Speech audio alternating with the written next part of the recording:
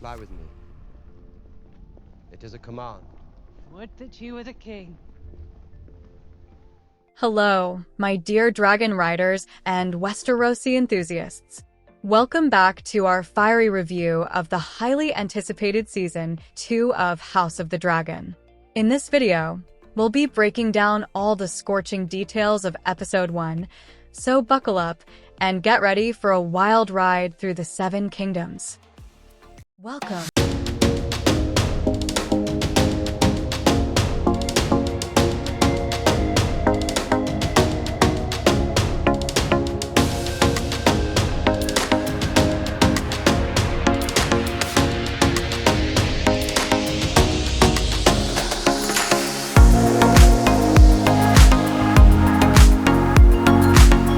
Start to the season.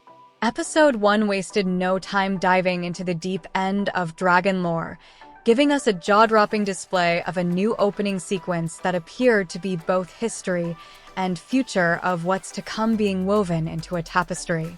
We'll definitely be paying attention to how, and if it continues changing as the season progresses.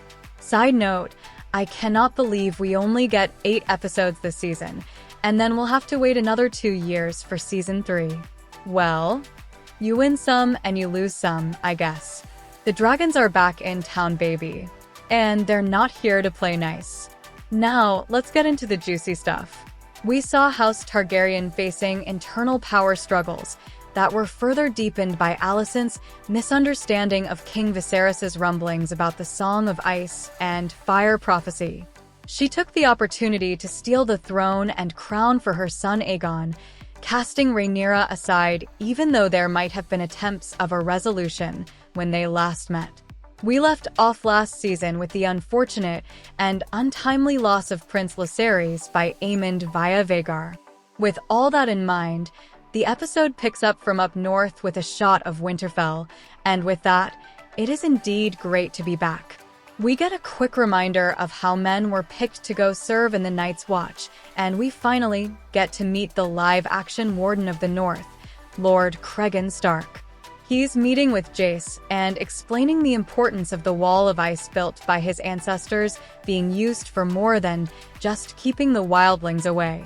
As Jace is making the case for the North to support Rhaenyra, which Cregan affirms that the North will keep their word as they had promised King Viserys, they receive news of a raven from Dragonstone. The camera cuts away, but we can presume that the news is about Prince Lucerys. We are transported to Dragonstone where, for one, it was great to see their version of the Dragon Pit. This is yet another great point of having a prequel of the parent show, because it's small crumbs like this that we never got to see, like where the dragons were housed when Daenerys went back to Dragonstone. Anyway, back to the episode.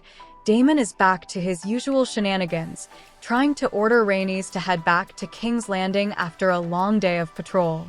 We get another show of why Rhaenys is not to be trifled with, by way of her reminding Daemon that she is not one of his minions, and thank heavens that he is not the boss of her.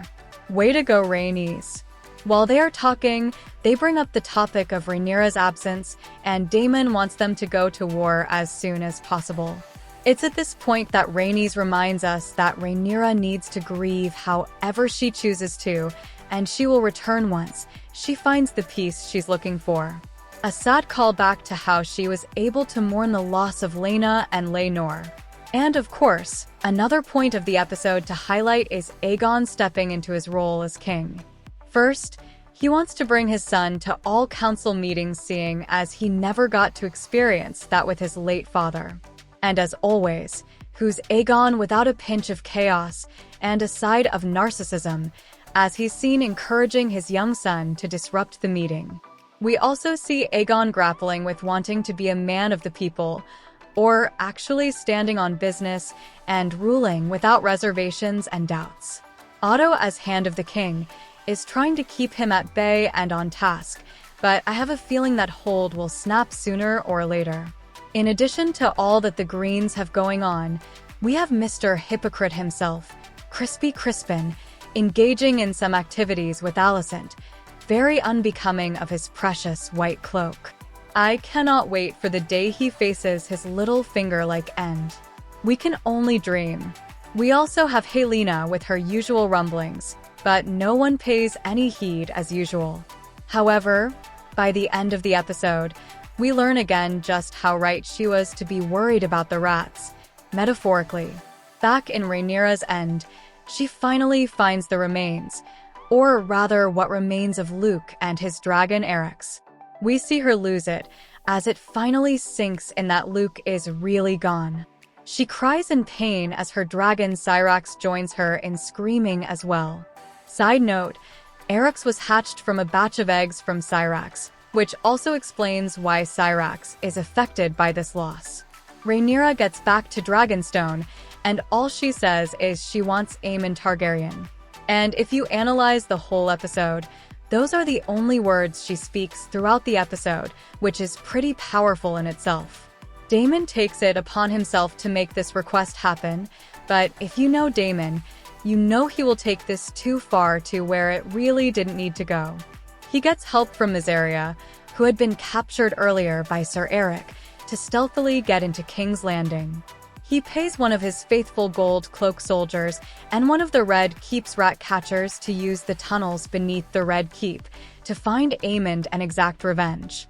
This being a callback to what Helena had been rumbling about earlier in the day. They do end up in Prince Aemond's chambers, but he's no longer there after his earlier meetings with Crispy Crispin and later Otto. This is where we find out what Daemon had instructed them in case they did not find Aemond.